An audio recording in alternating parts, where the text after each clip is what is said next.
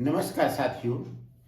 मेरा आखिरी वीडियो जो 100वां वीडियो था और जिसका विषय था 2024 में भारत का प्रधानमंत्री, उसमें पिक्चर क्लियरिटी अच्छी नहीं थी, ऐसा महसूस किया गया। इसलिए उस वीडियो को मैं दोबारा बना रहा हूँ। विषय वही है और जो अंतिम निष्कर्ष है इस विषय पर, उसमें भी कोई बदलाव नहीं है। बस केवल मेरे शब्द और मेरे वाक्य बदल जाएंगे, बस इतना ही। आगे मेरा वीडियो फिर से देखिए, परिष्कृत वीडियो। नमस्कार साथियों, मैं राजेंद्र आप सबका स्वागत और अभिनंदन करता हूं अपने YouTube चैनल एस्ट्रोलॉजी बेस्ड लघु पराशरी में। आज यह वीडियो मेरा 100वां वीडियो है और 100वें वीडियो तक पहुंचने की प्रसन्नता मैं अनुभव कर रहा हूं और यहां तक पहुंचने में आप सबने जो सहयोग दिया उसके लिए आप सबको धन्यवाद दे रहा हूं। और यह वीडियो भी कुछ अलग वीडियो है। अब तक जैसे कोई वीडियो मैंने बनाया किसी व्यक्ति की जन्म कुंडली के आधार पर, तो उस व्यक्ति के भविष्य के बारे में मैंने बताया। एक वीडियो बनाया स्वतंत्र भारत की जन्म कुंडली के आधार पर, देश का भविष्य बताया।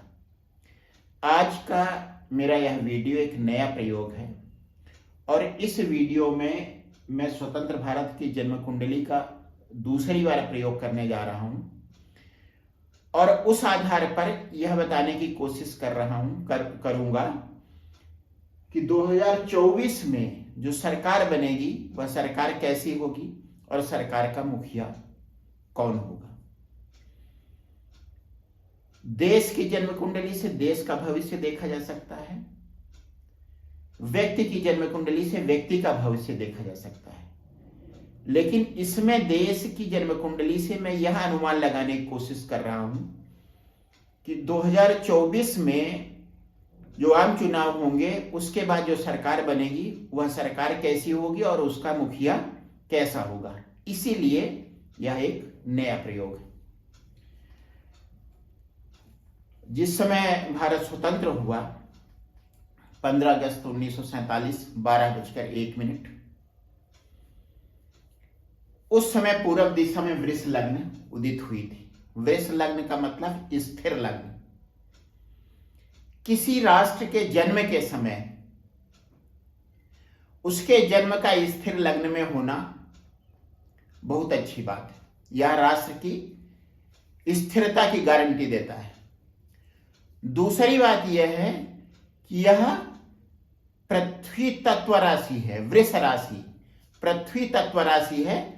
पृथ्वी तत्व राशि में वे सारे गुण होते हैं जो एक मां में होते हैं, मतलब अपनी संतानों का भरण पोषण करना।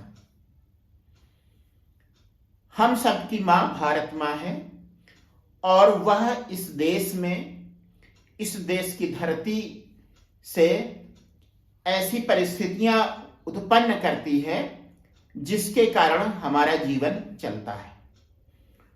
तो इस लग्न की दो अच्छी खूबियां हैं, स्थिर लग्न है और दूसरा यह पृथ्वी तत्व राशि की लग्न है। अब अगर नक्षत्र की बात करें तो पुष्य नक्षत्र, जिसका अर्थ हुआ नक्षत्रों का राजा। पुष्य नक्षत्र में यह देश स्वतंत्र हुआ। वृष लग्न की एक और खासियत है, वृष लग्न में शनि नवम भाव और दसम भाव का स्वामी होता है, इस तरह से योग कारक होता है। और शनि जो न्याय और प्रजातंत्र का प्रतीक है, किसी देश में प्रजातंत्र की स्थापना के लिए और उसे लगातार विकसित होने के लिए शनि का मजबूत होना आवश्यक है। और अगर शनि किसी राष्ट्र की कुंडली में योग कारक है तो यह एक तरह से गारंटी है उस देश में लोकतंत्र के सफल होने की, और यह चीज हम देख भी रहे हैं। जितने देश अंग्रेजों के गुलाम थे सारे स्वतंत्र हो चुके हैं, लेकिन मुझे जहां तक मालूम है भारत ऐसा अकेला देश है जो स्वतंत्र भी हुआ है और जिसमें लोकतंत्र का प्रयोग सफल हुआ है। अब आगे मैं इस पर्टिकुलर वीडियो की बात करता हूं। पहले मैं बात करूंगा 2024 में चुनाव के समय दशा कौन सी होगी। दशा होगी चंद्रमा की, तृतीय चंद्रमा की। तृतीय चंद्रमा अपनी राशि में तृतीय भाव में स्थित है और अंतरदशा होगी शुक्र की, जो शुरू हो जाएगी 6 जुलाई 2023 से और 6 मार्च 25 तक चलेगी। इसी बीच में चुनाव हो जाएंगे, सरकार बन जाएगी और सरकार बने हुए करीब करीब 1 साल का समय भी हो जाएगा इस अंतरदशा के रहते रहते ही। अब इसमें मैं अगर चंद्रमा की बात करूं, चंद्रमा के नैसर्गिक कारकत्व की बात करूं, तो उसका एक गुण यह है कि यह एक स्त्री ग्रह है। उसी तरह से शुक्र भी एक स्त्री ग्रह है। चंद्रमा है तृतीय, मित्रता का कारक, जिसका मतलब यह होगा कि इस पीरियड में, वैसे तो इस पूरे पीरियड में, लेकिन ये चुनाव के समय की मैं बात कर रहा हूं, इस पीरियड में क्या होगी, मित्रता होगी। विभिन्न राजनीतिक दलों में आपसी मित्रता होगी। तीसरा भाव मित्रता का भी भाव है, वह मित्रता जो तात्कालिक कारणों से बनती है, जैसे पड़ोसी आपस में मित्रता कर लेते हैं क्योंकि उनकी समस्याएं, उनकी शुभता, उनकी अशुभता, वे एक दूसरे में शामिल होते हैं और यह मित्रता एक तरह से तात्कालिक भी होती है और जरूरत पर भी बेस्ड होती है, जो आगे चल के कभी खत्म हो सकती है। तो इस तरह के गठजोड़ हमें देखने को मिलेंगे। अब बात करते हैं शुक्र की। शुक्र फिर से एक स्त्री ग्रह है। स्त्री ग्रह की महादशा में स्त्री ग्रह की अंतरदशा यह बताती है कि यह समय स्त्रियों की प्रधानता का समय रहेगा। स्त्रियां इस पीरियड को लीड करेंगी और जो समस्याएं उठेंगी वे भी स्त्रियों की होंगी और उनके समाधान के लिए कुछ कुछ होगा। अब हम देख लेते हैं, चंद्रमा को मैंने बताया तृतीय से। शुक्र क्या है, शुक्र इस कुंडली का लग्नेश है, मतलब जनता, और खष्टेश है, मतलब उनकी समस्याएं। तो यह पूरा चुनाव जनता और उनकी समस्याएं, उनके आपस के लड़ाई झगड़े, वैमनस्य, इनके समाधान का एक रास्ता दिखाएंगे। यह हुई चुनाव के समय ग्रहों की महादशा और अंतरदशा की बात। अब छठा भाव जो है वो षड्यंत्र का, राजनीतिक षड्यंत्र का, कूटनीतिक षड्यंत्र का, शत्रुता का, मारपीट का, लड़ाई झगड़े का। तो निश्चित रूप से जब चुनाव का समय होता है तो ये सब सारी चीजें शुरू हो जाती हैं। कभी वाणी से एक दूसरे पर प्रहार किया जाता है और कहीं कहीं थोड़ा बहुत दंगे हो जाते हैं या मारपीट तक हो जाती है। तो यह समय उसी तरीके से रहेगा। तृतीय की महादशा में लग्नेश और खष्टेश की अंतरदशा, रणनीति बनाई जाएगी और रणनीति के सहारे सफल होने का प्रयास किया जाएगा, जिसमें सारे दल, सत्तारूढ़ दल और विपक्ष अपना सब कुछ झोंक देगा, पराक्रम दिखाएगा। अब इस समय 2024 में चुनाव के समय दशा अंतरदशा कौन सी होगी, सॉरी दशा अंतरदशा की बात मैं कर चुका हूं। गोचर कौन सा होगा। गोचर का मतलब यह है कि राशियों में, विभिन्न राशियों में ग्रहों का परिभ्रमण। इसमें से 2 का परिभ्रमण विशेष होता है, एक गुरु का और दूसरा शनि का। गुरु एक राशि में 1 साल रहता है और शनि 1 साल में 2.5 साल रहता है, और गुरु दोबारा उसी राशि में 12 साल बाद आता है, शनि लगभग 30 साल बाद आता है। इसलिए शनि का गोचर विशेष महत्व का होता है, विशेष करके जब हम एक युगांतकारी घटना की बात करने वाले हैं। तो गोचर में गुरु रहेगा वृष राशि में, मतलब स्वतंत्र भारत की जन्म कुंडली के लग्न में। राहु जन्म कुंडली में लग्न में बैठा हुआ है, लग्न में स्थित है, गुरु उसके ऊपर से गोचर करेगा। गोचर का मतलब वह गतिमान है और राहु स्थित है वहां, तो राहु पर गुरु का गोचर, गुरु राहु की युति। राहु है राजनीतिज्ञ और गुरु क्या है? समाज का प्रबुद्ध वर्ग। राजनीतिज्ञों पर समाज का पढ़ा लिखा वर्ग अपना प्रभाव डालेगा और राजनीतिज्ञ अपने कुटिल चालों से इस देश के प्रबुद्ध वर्ग को प्रभावित करने की कोशिश करेंगे। यह हुआ लग्न में गुरु का गोचर।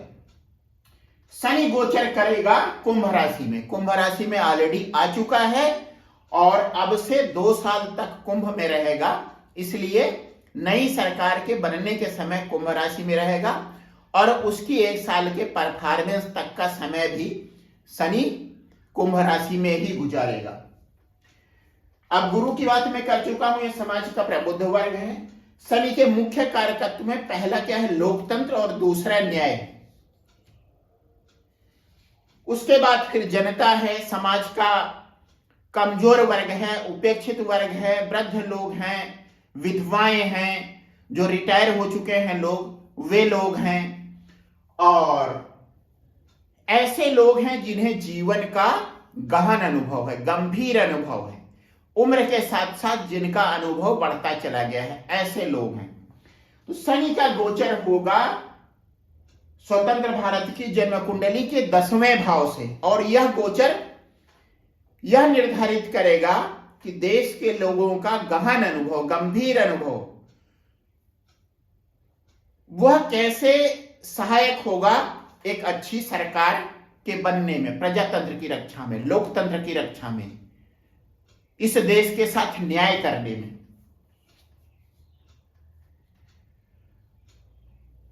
अब मैं कुछ ऐसे गोचर की बात मैं करने जा रहा हूं जिनके आधार पर 2024 में बनने वाली सरकार और उसके मुखिया के एक खाका में खींचूंगा। सन 1984 में और 2014 में भारत की जन्म कुंडली के 6ठे भाव से गोचर कर रहा था और 6ठे भाव में कौन सी राशि है? तुला राशि, जहां शनि उच्च का होता है। अब गुरु के जो कारकत्व मैंने बताए वे देखने में उस समय विशेष रूप से आते हैं जब शनि अपनी राशि मकर और कुंभ में होता है। जब शनि अपनी उच्च राशि में होता है तो उसमें शुक्र के भी गुण मिल जाते हैं। शुक्र क्या है? यौवन है, नवयुवक है, नौजवान व्यक्ति है। और शनि क्या है? शनि बूढ़ा व्यक्ति है। तो शनि की सलाह, शनि का अनुभव और उसमें मिल जाता है शुक्र का यौवन, शुक्र की जवानी। तो उस समय जो शनि के उच्च राशि में होने की समय जो सरकारें बनती हैं वे कैसी होती हैं पहले हम देख लेते हैं। लेकिन उसके पहले यह देखते हैं कि शनि का गोचर किस भाव से हो रहा है। 6ठे भाव से हो रहा है जहां शनि उच्च राशि का हो रहा है, सबसे ज्यादा ताकतवर हो रहा है। 1984 में आप याद कीजिए प्रधानमंत्री इंदिरा गांधी की दुखद मृत्यु हुई थी और पूरा देश दंगों की चपेट में आ गया था। 6ठे भाव के कारकत्वों पर ध्यान दीजिए। षड्यंत्र, दंगे फसाद, लड़ाई झगड़ा, पूरा देश इसकी चपेट में आ गया था, जिससे जनता उग्र हो गई थी, क्रोध में आ गई थी, उद्वेलित हो गई थी और जिसके परिणाम स्वरूप उसने एक मजबूत सरकार 1984 में दी इस देश को, जिसके मुखिया बने राजीव गांधी, जिनमें मुख्य रूप से शुक्र के गुण थे, आकर्षक व्यक्तित्व और सबसे नौजवान प्रधानमंत्री भारत के। उसके बाद 2014 में जिस समय नरेंद्र मोदी जी प्रधानमंत्री बने उसके पहले से भूमिका बननी शुरू हो गई थी। 2011 में शनि अपनी उच्च राशि में आ चुका था। अन्ना हजारे ने दिल्ली में अपना आंदोलन रामलीला मैदान में शुरू कर दिया था, एक भ्रष्ट सरकार के अगेंस्ट में, विरोध में। और पब्लिक धीरे धीरे अपना मन बनाने जा रही थी सरकार के परिवर्तन के लिए। उसके बाद ये 2011 की बात है, 2012 में निर्भया कांड होता है। ये सब शुक्र के कारकत्व हैं। निर्भया कांड, निर्भया के साथ बहुत गलत होता है और यह घटना एक तरह से आग में घी डालने का काम करती है। जनता पूरी तरह से उग्र होती है। अन्ना आंदोलन में जो भ्रष्टाचार के अगेंस्ट में होता है, भ्रष्टाचारियों के अगेंस्ट में खड़े होने के लिए पब्लिक पूरी तरह से तैयार हो जाती है। और जिसकी परिणति होती है 2014 में फिर से एक मजबूत सरकार बनती है। उच्च राशि का शनि जो कुछ कर सकता है वह उसने 1984 में किया और 2014 में किया। एक पूर्ण बहुमत की मजबूत सरकार और जिसके मुखिया एक मजबूत व्यक्ति बनते हैं, यद्यपि वे समाज के कमजोर तबके से आते हैं, उपेक्षित वर्ग से आते हैं और उम्र के हिसाब से वृद्ध होते हैं। मतलब शनि और शुक्र का मिला जुला कारकत्व। शनि के उच्च राशि में होने के गुण, एक उच्च राशि मतलब जहां शनि सबसे ज्यादा शक्तिशाली होता है, उस हिसाब से एक शक्तिशाली सरकार, पूर्ण बहुमत वाली सरकार। लेकिन उसका मुखिया बनता है, जो व्यक्ति बनता है आदरणीय नरेंद्र मोदी जी, वे समाज के कमजोर तबके से आते हैं, उपेक्षित वर्ग से आते हैं और उम्र उनकी काफी ज्यादा होती है, यद्यपि शरीर से वो पूरी तरह से स्वस्थ रहते हैं। शुक्र और शनि के मिले जुले गुण। आप देखिए 1984 में शनि अपनी उच्च राशि में था, 2014 में शनि अपनी उच्च राशि में था। बीच में 30 साल का समय बीत चुका था। 30 साल के बाद इस तरह के परिवर्तन होते हैं। उसके बाद अब आते हैं 1991 में शनि मकर राशि में था। मैंने आपको बताया जब शनि मकर राशि और कुंभ राशि में होता है, चाहे गोचर में चाहे लग्न कुंडली में, तब वे शनि के पूरे पूरे गुण प्रदर्शित करता है। वृद्ध, कमजोर लेकिन गहन अनुभव लिए हुए व्यक्ति या नेता। और शनि तो सत्ता प्रदायक है ही है। तो 1991 में क्या था, शनि मकर राशि में था और कुंभ में कुछ महीनों बाद पहुंचने वाला था। 1991 में इलेक्शन हुआ और उसके बाद जो सरकार बनी, शनि के कारकत्व के हिसाब से एक कमजोर सरकार, मिली जुली सरकार, गठबंधन की सरकार। और उसका मुखिया एक वृद्ध व्यक्ति बना, नरसिम्हा राव जी बने प्रधानमंत्री। और उनका जो मुख्य व्यक्ति था जिसने आगे के भारत के लिए एक रचना रची, एक नई नीति लेके आया जो व्यक्ति, वह व्यक्ति मनमोहन सिंह भी लगभग नरसिम्हा राव की उम्र का था। मतलब प्रधानमंत्री और वित्त मंत्री। और किसी को कोई याद नहीं करता, उस समय नरसिम्हा राव प्रधानमंत्री थे 91 में बने और वित्त मंत्री बने मनमोहन सिंह।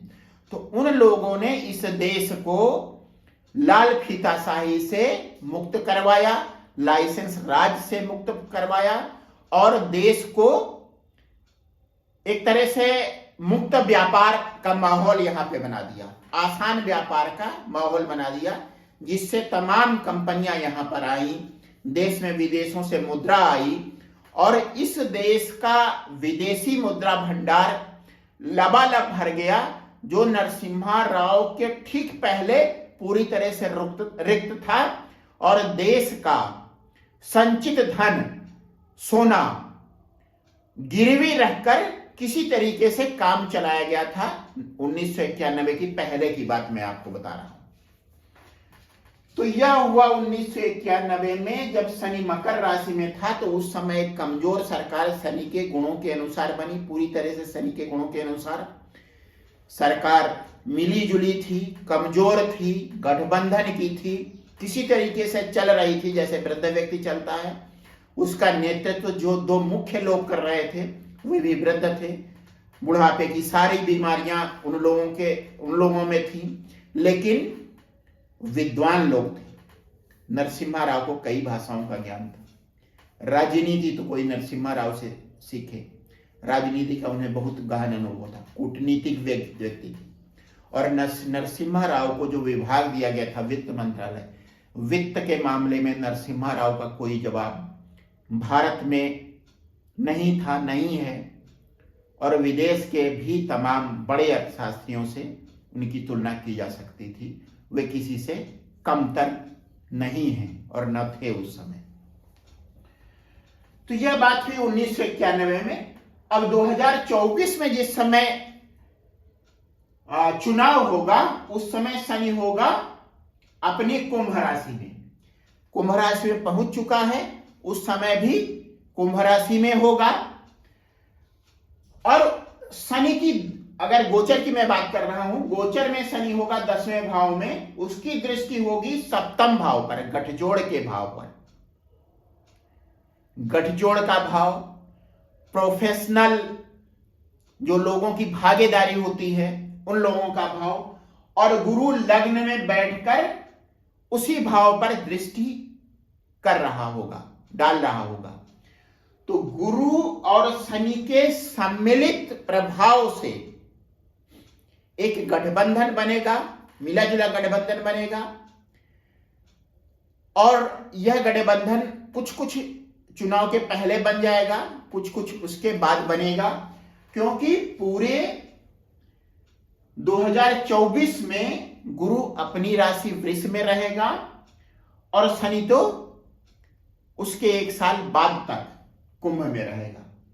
तो गुरु और शनि की सम्मिलित दृष्टि होगी 7वें भाव पर, साझेदारी वाली भाव पर। इसका मतलब एक साझेदारी वाली सरकार। अब क्या हुआ जो मैं प्रयोग कर रहा हूं उसके आधार पर, और मैं एक बार इसको दोहरा देना चाहता हूं कि इस तरह जब भी कोई नया प्रयोग होता है, चाहे विज्ञान की दुनिया में हो, चाहे ज्योतिष की दुनिया में हो, तो कभी वह सफल होता है, कभी असफल होता है। तो इस प्रयोग के आधार पर मैं ये बता रहा हूं कि जो सरकार बनेगी मिलीजुली बनेगी, कमजोर बनेगी, गठबंधन से बनेगी, और उसका जो मुखिया होगा वह किसी न किसी तरीके से कमजोर होगा, उम्र में कमजोर होगा, समाज के कमजोर तबके से आ सकता है, उपेक्षित वर्ग से आ सकता है। और यह सरकार किसी तरीके से चलेगी, लेकिन चूंकि शनि आ रहा है, शनि अपनी एक सबसे अच्छी राशि में है, अपनी मूल त्रिकोण राशि कुंभ में है।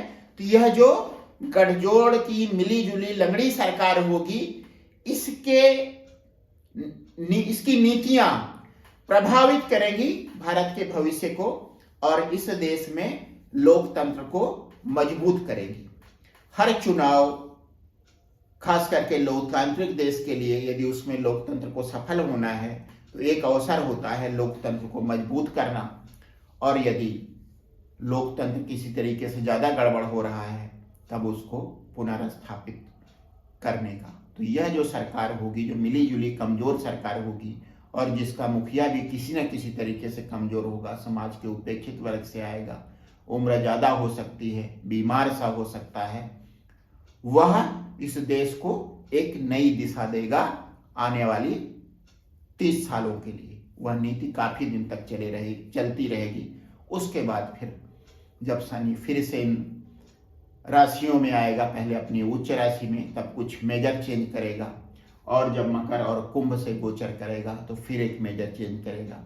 लेकिन 2024 के लिए इस प्रयोग के आधार पर मेरी जो भविष्यवाणी है, एक मिलीजुली सरकार, कमजोर सरकार, गठबंधन की सरकार, जिसका मुखिया भी किसी न किसी तरीके से कमजोर होगा, लेकिन उसे गहन अनुभव होगा जीवन का, और साथ ही साथ प्रशासन का भी, कूटनीति का भी, राजनीति का भी उसे गहन अनुभव होगा। बस आज का वीडियो मैं यहीं समाप्त कर रहा हूँ। आप सबको एक बार फिर से बहुत बहुत धन्यवाद देते हुए मुझे इस मंजिल तक, 100वें वीडियो तक पहुंचाने के लिए एक बार फिर से आप सबको बहुत बहुत धन्यवाद।